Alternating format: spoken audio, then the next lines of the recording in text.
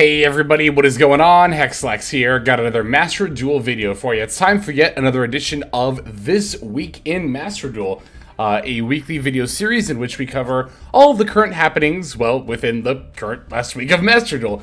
The way that we typically do this format is that I like to start by looking at in-game notifications and talking a little bit about what's happening in-game.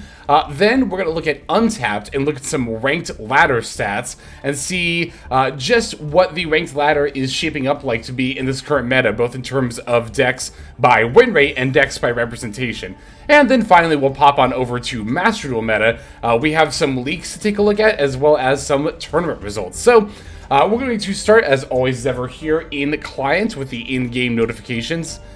The big thing that happened this week was the Synchro and Link Festival. This is, in fact, one of those months where we had two festivals. It kind of seems like I've noticed this pattern where, like, the month before a Duelist Cup, it seems like we always get two festivals, like two mini festivals in that month. And indeed, we do have a Duelist Cup coming up for the event next month. So this month we had the what is it, Legend Anthology Acceleration. Boo! I'm not a fan of Legend Anthology event. And it seems like a lot of people were not a fan of this Synchro and Link Festival either. I think a lot of the issues from a lot of people stemmed from the cards they chose to ban or not ban. There were some really weird choices that I thought, particularly, I thought it was a bit odd that, like, TG Hyper Librarian was banned. So I ended up using two different decks, TG and Scareclaw, to climb in this event.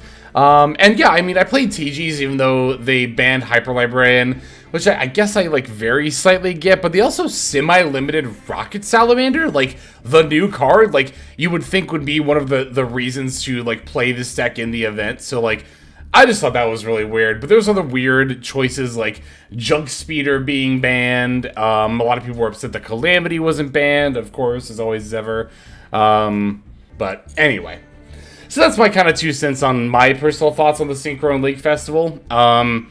I think a lot of the ban list choices were pretty weird, and I think getting nibbed every single turn is super unfun. A lot of people also don't like that Sword Soul is the most popular deck, but it was always going to be. One, it's the Synchro and Link Festival, which, duh, that's what Sword Soul does. And two, we just had Sword Soul come out available to, like, you know, pretty much every new player, or people willing to make an alt account. Anyway, you know, so it makes sense that we're seeing a lot of Sword Soul. Although, to be fair, I do think that is a valid criticism, and one that I have of a lot of Master Duel events, right? Where, you know, the prompt in the ban list becomes so uninteresting because it really just becomes like, okay, what's the best meta deck that can play Synchros and Links? Wow, it's Sword Soul and Infernobles. I guess I'll just bring that. You know, it's like, woo. You know. Anyway. TLDR Master Duel events are still ass. Let's see, what else do we have here? New accessories. We got the Wanted sleeve, which I think is not a bad sleeve choice. And, of course, the icon herself is also getting an icon, the Diabell Star, coming in with the accessories there. Oh, and then there's also the vote for the next Master Duel card protector. I voted for Max C. I really hope Max C wins. I'll 100% rock Max C sleeves. Which I feel like me saying that kind of almost negates everything I said about me, you know, not liking Max. Like, here's the thing, like, you know, go figure, as with anything in life, opinions about Max C can be nuanced. That's like such a human thing as opposed to a Yu-Gi-Oh player thing of like, you either have to love or hate this thing, and if you have anything other than the other opinion, then you are on whichever side I don't like. And that's how people treat this stuff. But anyway, Jesus Christ. Let's go ahead and move on to some results from Untapped. I want to look at the ranked ladder here a bit. So, for the player rank, I decided to drop it between Platinum and Master. I think moving forward, that's the rank range I'm going to be focusing on when it comes to evaluating the ladder results from Untapped and figuring out exactly, you know, what that means for the current meta. So, taking a look here, one figure I want to point out in particular is the popularity, the play rate of Snake Eye. You'll notice it's sitting at 19.7%. I've seen some people say that, oh my god, we're in another tier 0 meta in Master Duel, and it's like, no. Snake Eye is a very, very good deck, don't get me wrong. Is it as good as tier limit was at tier 0? No, not at all. It's really good, don't get me wrong. And honestly, when we get like the Fire King stuff, then maybe we'll see more of a tier 0 meta in Master Duel. But I don't think we're in a tier 0 meta right now. Now, I will say I was wrong when Snake Eye first came out, and I said they would be a very solid tier 2 deck. Snake Eye is not only shaping up to be a tier 1 deck, but it's definitely just the best tier 1 deck. I'm not going to argue against that, right? But is Snake Eye so totally dominant that it is tier 0? I personally don't think so. And so far the stats have backed us up. 19.7% popularity rate is quite a bit, but it's not tier 0 status. Indeed, I think that's actually still lower than where we saw Super Heavy Samurai, or about the same, not about lower, but about the same play rate we saw Super Heavy Samurai when it was super big. And then it fell off, right? Because something new came out and people moved on to the next deck. Now, granted, Snake Eye has more staying power, not only in terms of being able to be used with Fire King, which, again, that combination might actually be tier 0, but Snake Eye Pure is already pretty good, and on top of that, Snake Eye is seeing play in a fair amount of other decks as an engine. Now, there are also people who are making the argument that, like, oh, well, it's tier 0 in terms of the fact that it sees play in a bunch of engines and stuff, and that's like a whole separate argument, I think. Like, you know, would you have argued that the Adventure engine was tier 0 back when it first came out because it saw play across a whole bunch of different decks? I would say no. Granted, Snake Eyes is different in that it sees play as both an engine and as a pure deck. But again, the pure deck, as we're seeing here, 20% is a lot, but it's not tier 0 status. Remember that tier limits tend to see like 40 to 50% representation on ranked ladder during its heyday. So Snake Eye is like halfway there if you look at it in that regard, right? If for Master Duel ranked ladder, we're willing to say that 40% is tier 0, which again is where tier limit was when it was big, then Snake Eye is halfway on its way to being tier 0. This also could be a bit of new deck bias, but I don't really think that's the case here because I do think that Snake Eye is just this good of a deck, right? So, but I mean, as you can see, as far as win rate goes, while it might be one of the most popular and played decks, it doesn't really have a notable win rate among, like, you know, all the other stuff that you would expect to see in ladder, like, you know, in upper ranks, right? Like, looking at Branded Despia, it's got, like, pretty much the same win rate, 55.6 versus 55%. Labyrinth, Super Heavy Sam, Mathmech, you know, these are all seeing somewhere in the neighborhood of 53 to 55% win rate in the Platinum to Master range. And we have, you know, some of these off-meta decks, like Vanquish Soul. Vanquish Soul is seeing head and shoulders win rate above everything else, and it's not as if there's like one person playing Vanquish Soul that's bringing up that win rate. 3.0% might not seem like a big popularity rating, but in the grand scheme of things, you know, that's very, very solid representation. And we're seeing Vanquish Soul here have, again, like, you know, a noticeably almost 3% win rate from even the next deck below it, Dinomorphia. So, you know, it's a pretty good deck. It's definitely one of those decks that rewards pilots who main this deck, who play this deck a lot. Kind of similar to the way that Brand Despia and Lab do, in my opinion. So, yeah, again, if we're looking at the actual win rate here, as opposed to only the popularity, which, like, a lot of people will only use popularity as their determining factor of whether a deck is, like, you know, tier 1 or, like, the best deck or not.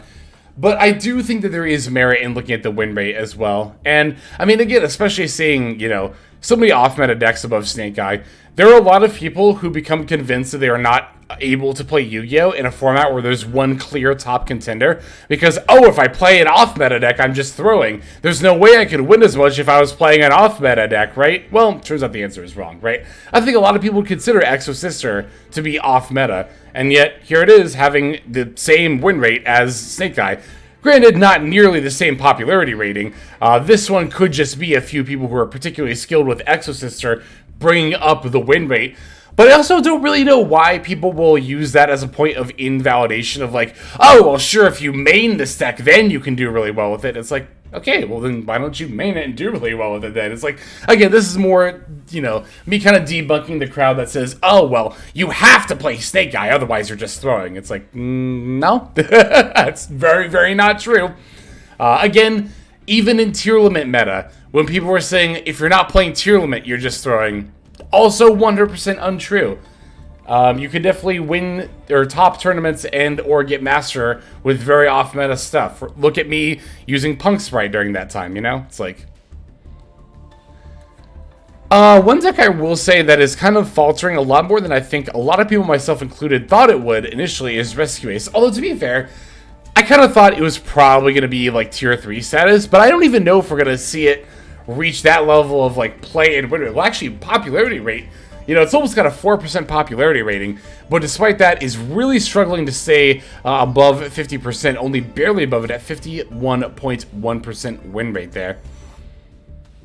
It's funny how popular Sword Soul is with such a low win rate. Although, to be fair, this might actually just be because there's a lot of, you know, newer players who just got a Sword Soul deck, might not be as skilled with it or skilled in general, kind of bringing down the win rate despite the popularity rate being so high, you know? It's always interesting, that correlation between win rate and popularity, and it is definitely worth observing. Like, again, most Yu-Gi-Oh! Players will only look at popularity. Oh, Snake Eye is seeing the most play rate, it's the best deck then. But I think there are other factors that are definitely worth considering as well.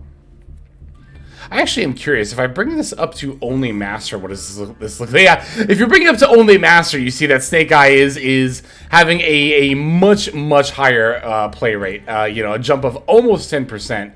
Okay, closer to 8, but still.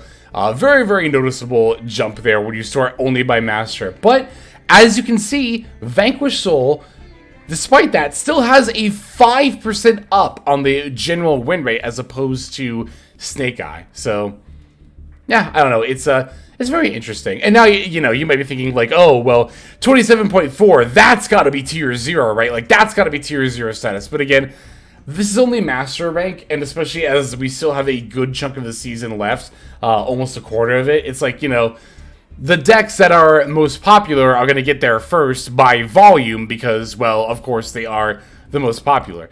Now, granted, I could be wrong, and we could end up in a tier 0 meta, but I don't think we'll get there. I think that, again, Snake Eye is by far the most dominant tier 1 deck on ladder right now, but is it a tier 0 meta? I disagree. Okay, let's go ahead and talk about some of these leaks that we have been seeing. So, Resonators / Red are the ones that have been posted on the website.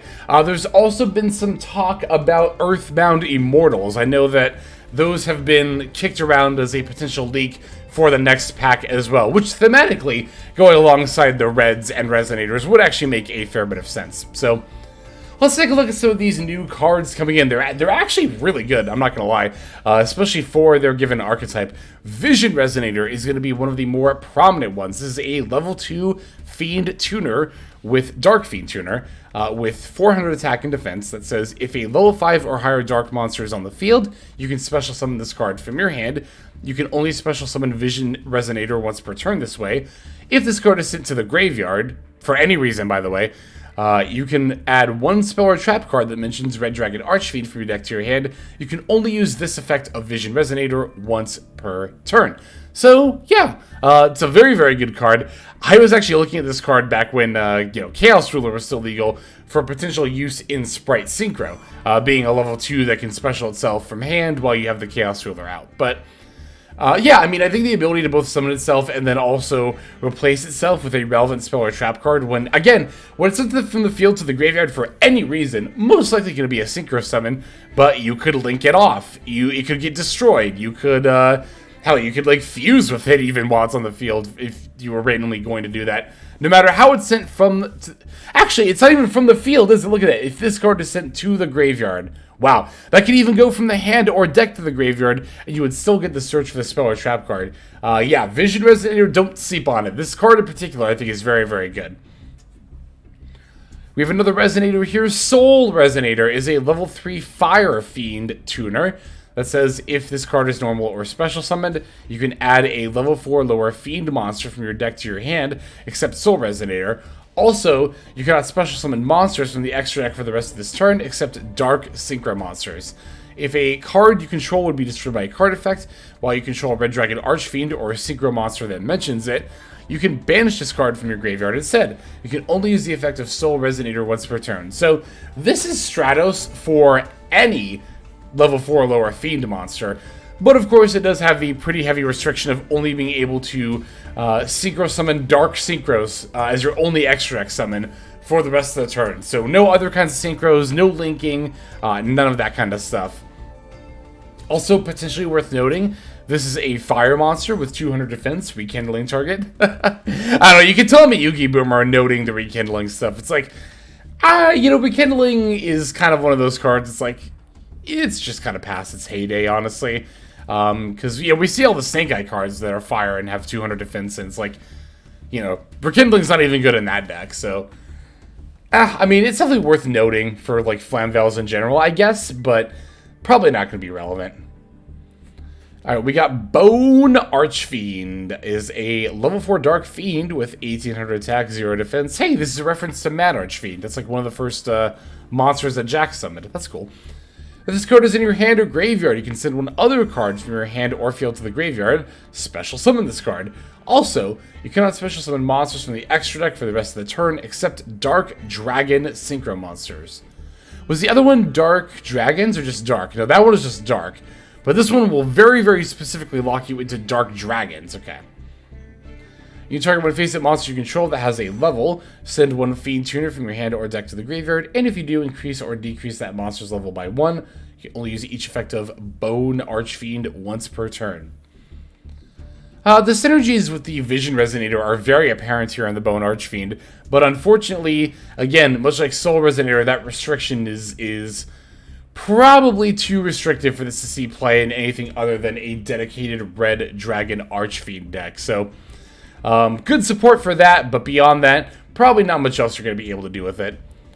Alright, Scarred or Scarred Dragon Archfiend. A fun fact, I believe this does actually count as Red Dragon Archfiend because of the way the name, it has like, it's got Scar and then Red. Even though Scar Red is one word, you know, the card still says Red Dragon Archfiend.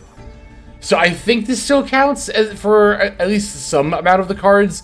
Of course, there are cards that specifically want you to have exactly Red Dragon Archfiend. Which, to be fair, this card does become that while it's on the field. So let's read this effect, right? Scar Red Dragon Archfiend, Dark Level 8 Dragon Synchro monster. Material requirements are going to be 1 tuner plus 1 or more non-tuner Dark monsters. This card's name becomes Red Dragon Archfiend while on the field or in the graveyard. If this card is sent from the monster zone to the graveyard, you can special summon 1 Red Dragon Archfiend from your extra deck. This is treated as a Synchro Summon. Then, if this card was sent to the graveyard as a Synchro material for a Dark Dragon Synchro monster, you can destroy all attack position monsters your opponent controls. You can only use this effect of Scar Red Dragon Archfiend once per turn, and same stats as Red Dragon Archfiend, 3k attack, 2500 defense. So, I think this card is really good. I have actually been looking for combo purposes for some ideas I've been kicking around for a level 8 Synchro monster that can replace itself with another level 8 Synchro monster. And this can do just that. You could use this for a Synchro summon, right? Like, I'm even thinking with just Ringo Worm, right? You can sync Ringo Worm and Scar Red Dragon Archfiend for Bestial Dissipator. Scar Red Dragon Archfiend will then bring back the... or bring out the Red Dragon Archfiend, rather. That's another level 8 body. You can use the Ringo Worm to banish itself from the yard to get the level 2 tuner token. Then you can make a Baron de Fleur. Then you can use the Dissipator to bring the Ringo Worm back to the field. So, I'm kind of kicking around some Sprite Synchro ideas in my head. Of course, I'm always thinking about that deck, but... yeah, I mean, a level 8 Synchro that can replace itself with the same body is definitely the kind of thing I've been looking for. So, I've got my eye on this card. I think this card is pretty darn good.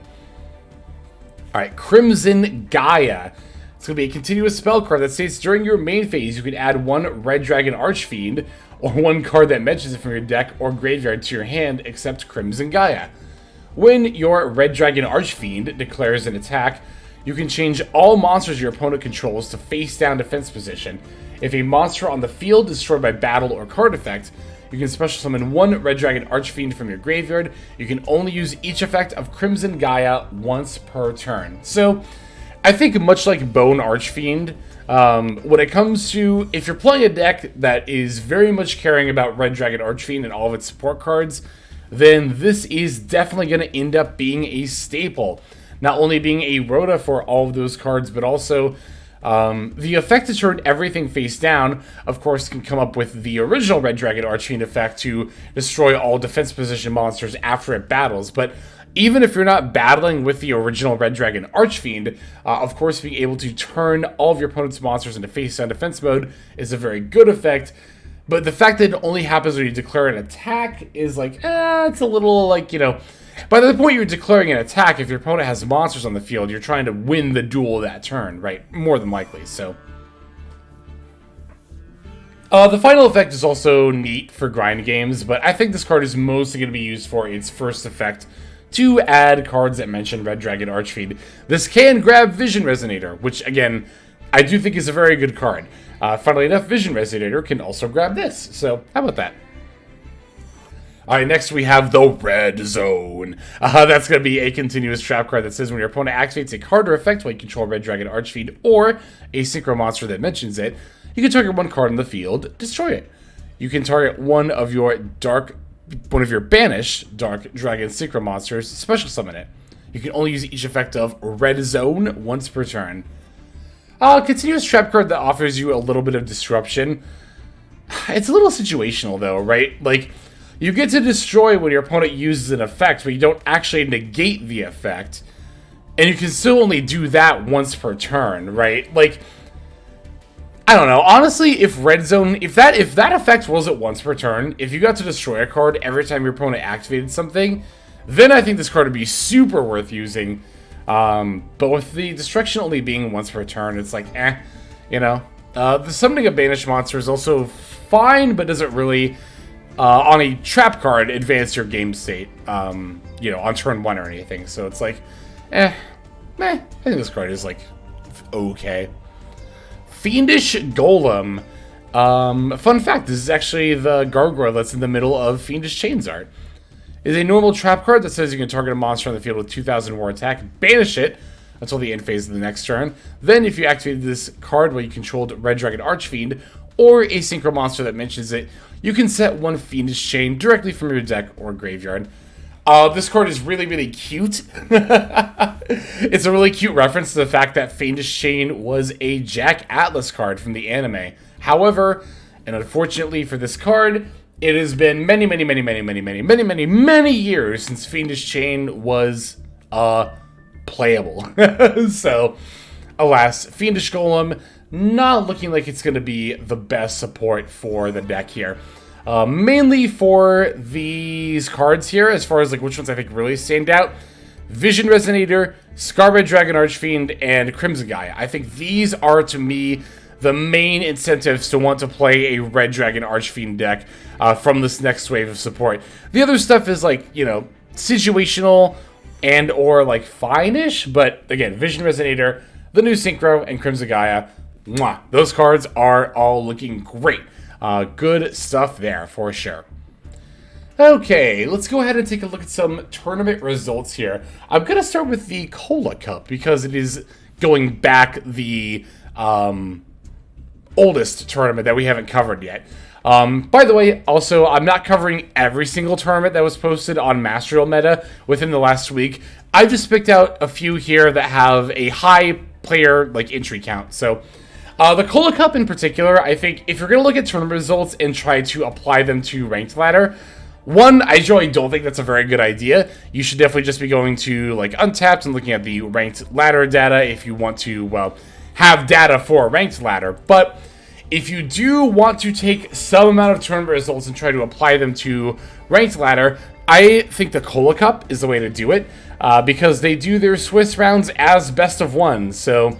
that is going to be the most true to Ranked Ladder tournament experience that you're going to get.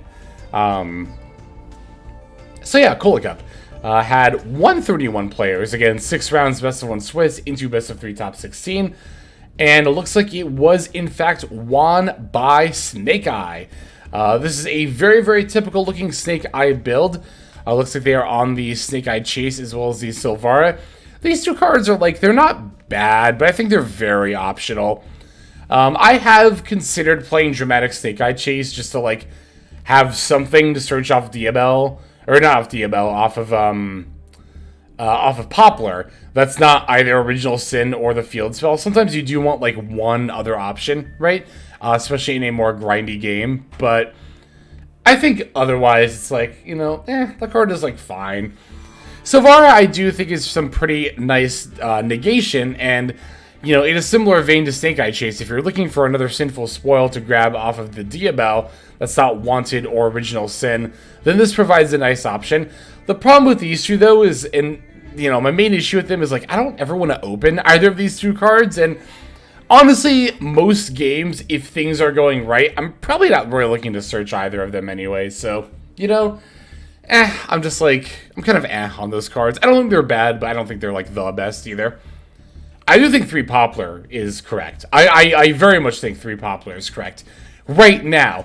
Now, in the future, when we get Bonfire, you definitely don't need 3 Poplar anymore. So, if you only own 2 and you don't want to craft a third one, you don't have to. You can definitely play 2, and I think your deck is still fine. But I do think that the 3rd Poplar is optimal in current Master Duel Snake Eye builds. So, yeah, overall, pretty typical looking list here. Another Snake Eye list here. This one is teching the Kashira engine, which I've seen come up every now and then. For the Tomahawk line, the Kashiras allow you to go into Tomahawk, which then lets you pivot into, you know, a big Appaloosa or the Saryuja Skull Dread. You can go into that by making, like, IP or Lake Spider, just, you know, using the tokens so that way you're not having to only use the tokens as material. But, yeah, it's a very, very interesting take on the deck there. The Tomahawk build. It's something I've considered trying out myself, so maybe in the future I'll try it out. Alright, here we have Branded Despia, followed by some Mathmech action, rocking the Microcoder and Spirits package. Super Heavy Samurai, coming up in top 8 here. Looks like this build was on the Crimson Dragon, but no Calamity here, which makes sense, you know. Going for those hyper-specific locks like Calamity and Gimmick Puppet in best of 1 format is generally not the best idea. Alright, here we have Makonko coming in top 8 as well. Ooh, it's Tri-Sprite. Look at that. Hell yeah, we love to see Tri-Sprite. I'm telling you, this is one of very many decks where, like, people will be like, wow, Tri-Sprite is still good. It's like, it was never bad. It's just that other decks got better. A lot of people don't recognize that nuance of, like, there is a difference between this deck is bad and this deck is just not as good as others. And Tri-Sprite is definitely one of those that firmly falls into the not quite as good as others category. Another Mathmech list here, running the Backup Secretary and Code Generator and Lady Debug. All very interesting stuff there. Alright. Alright, so there is the Cola Cup. We've also got the Master Cup. This will be single elim best of 3 with the side deck, 89 player tournament. That ends up being taken by Branded Despia. Again, we talked about this extensively in the past, but Branded Despia does tend to be better against the, or in the best of 3 format than best of 1. Also, like, why? With the 5 Rainbow Magician, it's like, I guess, again, in Branded, where you can send this as a fusion material, it makes a little more sense, but it's like, especially in a best of 3 tournament, are you really looking to run into that many Super Heavy Samurais? Like, come on now. I mean, to be fair, it's a good floodgate in general, but, like, it's also very easy for a deck that's not Super Heavy Samurai to play around. It's like, I don't get it, but anyway, yeah, they got another Snake Eye list here. Got a Vanquish Soul list here. Yeah, look, we did actually have Super Heavy Samurai make the top cut there. Got another Snake Eye list here. This one playing the Staring Eye. Startling Stare. That one. More Snake Eye action happening here. A little more Mathmech action happening here with the Microcoder package. Got more Snake Eye. Alright. And finally, we will look at the 100th DK Meta Weekly. Again, mostly Snake Eye topping, but I mean, still a good variety of stuff. I don't think this is indicative of us being in a tier 0 format. I've seen a comment in particular that pointed to this exact pie chart and be like, we're in a tier 0 meta, and it's like, no, we're not. we're not. Alright, Snake Eye did end up taking first place here. This build looks like it was rocking a set of droplets there. Another Snake Eye list coming in second place here. Lab bringing up the top 4 here, rocking the raw sphere modes as well as Lord of the Heavenly Prison. Looks like this is a slightly more floodgate focused lab build. Pen Magician, we always see Pen Magician sneaking in here. It's a very good deck. All right, here is Branded Despia. No gimmick puppet lock happening. Got some hero action with the Flame Wingman Infernal Rage coming out. Definitely makes sense that we're seeing some more heroes, more Snake Eye there. A couple more Snake Eye lists. We got, ooh. Oh, wow, look at that. Yeah, it's got the Zodiac, too. Wow, this is like Scare, Adventure, Scare, Cash, Zoo? It's a cool blend here. I mean, it is mostly, you know, Scareclaw, of course, but, like, actually, we're playing, like, the bare minimum of the level 3s here. That's very interesting. This is a really cool build. I like this a lot. As I mentioned before, I played Scareclaw quite a bit in the Synchro and Link Festival. Reminded me of how much I love the deck in general, and I think this is a very, very, very interesting build there. Alright, here we have Super Heavy Sam. Got some Infernoble action happening here in the top 16. Some Phantom Knight. Hell yeah, we love to see the Phantom Knights. I think this deck is super cool and still very good. Some more Branded, and there's Snake Eye. Oh, and then Synchron. Hell yeah, we got Synchrons. Any deck that we see Assault Synchron and Revolution Synchron, and I am definitely a fan. I'm still on the fence. I might build Synchron at some point. I mean, hell, this list here, I'm just like Junk Speeder is like the only thing I need. Oh, and Crystal Wing too, I guess, but mostly just Junk Speeder, so. Okay, there we have it. That is going to be this week in Master Duel. Yeah, we covered the in-game stuff. We covered the ranked ladder happenings, and then we have finished covering the tournament results as well. So, hope you all found the information here helpful. Yeah, that's all I got, so let's just move now to our outro.